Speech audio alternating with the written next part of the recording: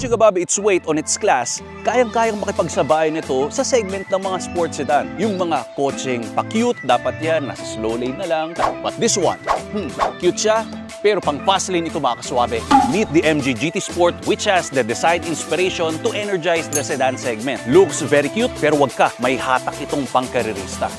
Kaswabe, let's begin.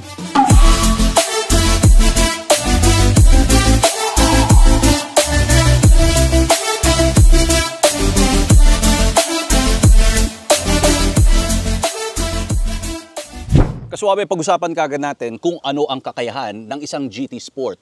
Baka mamaya kasi deadbahin nyo lang siya or ang akala nyo just lang ito. Pero nabilib rin ako sa kanyang drive capabilities.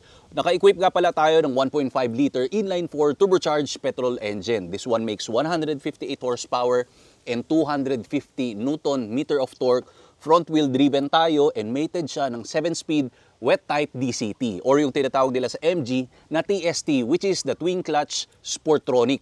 Ang top speed nito nasa 200 km/h kaswabe, 0 to 100 dash is 8.5 seconds. Fuel capacity natin is nasa 50 liters. Pero ang super engaging sa kanya, pag binaneho mo to kaswabe, meron tayong sports mode. Pero available din yung ating mga paddle shifters. That's why you feel very connected with this karerista na GT Sport. Super noticeable sa kanya kaswabe ang pagkakaroon ng enhancement when it comes sa kanyang sporty visual effects. Tulad na lang ng sweeping roofline, coupe-like silhouette. Hindi na sa atin bago yan dahil super familiar din ito when it comes sa mga German automobile. Katulad na lang ng Jaguar at Mercedes-Benz. Yung ilaw natin, 3D LED which is inspired sa isang racetrack team. Ang pogi no? Di ba? Sumunod, ang astig ng mukha nito. Meron kang digital flaming grille para i-showcase niya ang modern design language na malapit na sila magkamukha ng isang Mustang. Yung main headlamps natin are so beautiful, meron din siyang auto high beam assist na technology. Next up kaswabe is yung pagkakaroon niya ng maangas na rear diffuser. Meron pa siyang dalawang exhaust pipes which is for show nga lang. It's non-functional dahil ang tunay nagtatago doon sa pinaka-ilalim. Pinapogi lang nila. Pero bumawi naman sila sa design ng two-tone alloy wheels, 215, 50 ang sidewall, and R17. One last thing that is super attractive para sa akin kaswabe ay makikita mo dito sa kanyang side profile, yung tatlong hard lines. Nandito sa shoulder, rear quarter, and sa belt line. Pag mga mahihilig ka sa sexy, super ma-appreciate mo yung GT Sport natin, which is ang kulay nito ay nuclear yellow. Introducing Atto Sport. Kaswabe, this one is the world's most innovative mobility scooter that we can get para sa ating lifestyle and sa mga kababayan natin na PWD. Madali lang to. Comes with 2 separate parts na pwede mong gawing trolley at the same time. Installed nga pala doon sa harap ang iyong illuminated LCD display for you to see the performance and enhanced lighting system para sa safety precautions pag nasa road ka or sidewalk na pwede mong ilagay sa sports car or regular car na trunk kasi maliit lang ito and very lightweight. Within seconds, ang dali lang i-assemble. Up to 10 speed ang kanyang taglay and 10 km/h ang kanyang maximum na pinartneran mo ng shock-absorbing flat-free tires for advanced performance and auto braking system. At hindi lang sa kotse mantakin mo pati sa tren pwede. And flight approved ang ating baterya. Meron tayong lisensya. So, ibig sabihin, pag nag-travel ka around the world, kayang-kaya mo itong ilagay sa cabin at ibaba mo, ma-assemble mo kagad ito. Ang design nito ay talagang super passionate sila para ipakita sa inyo ang performance. So, ganun lang yon. Be active, be free, be yourself by Atto Sport. Ang link ay nasa description below para i-check mo na lang kaswabe. Moving inside sa ating driver cockpit ng MG GT Sport. Pero bagong lahat, kailangan nakakuha ka na ng Rico Suave merch natin para iparamdam mo naman na continuous support. So pinagpatuloy nila ang sporty visual effects natin dito sa loob.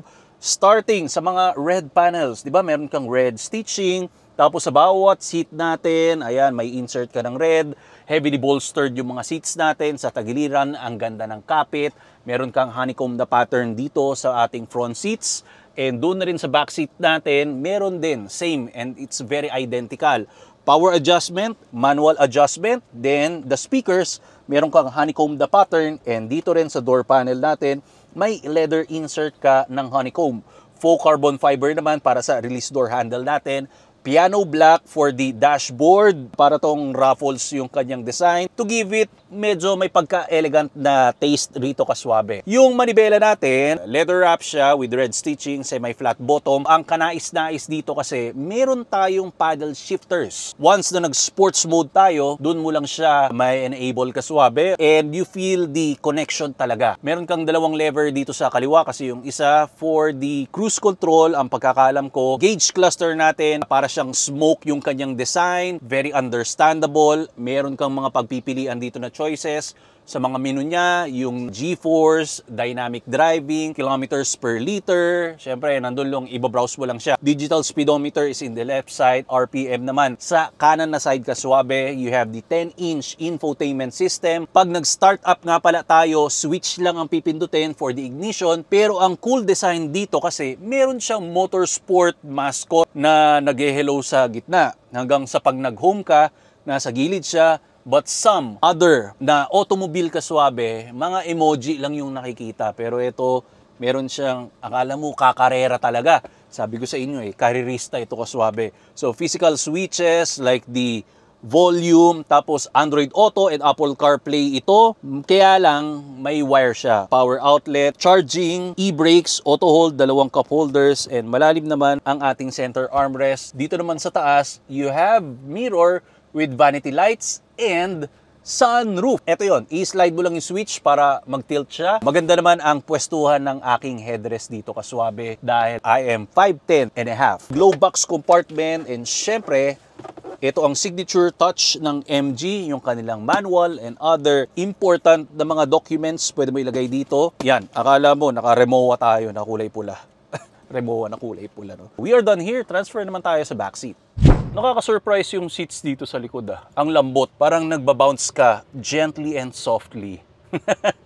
Seat pocket, speakers natin, honeycomb yung pattern, may ilaw, grab handle, and you have a single vent, USB type A, meron kang storage na medyo maliit, sa gitna nga lang, merong obstruction, hindi lang available yung center armrest natin, and syempre 60-40 split yung seats natin pag kinakailangan mo na maglagay ng mahabang object coming from doon sa cargo space natin sa likod, which can cater 401 liters of space. Anyway, we are done here kaswabe. Pakita ko naman sa inyo ang ating test drive impressions.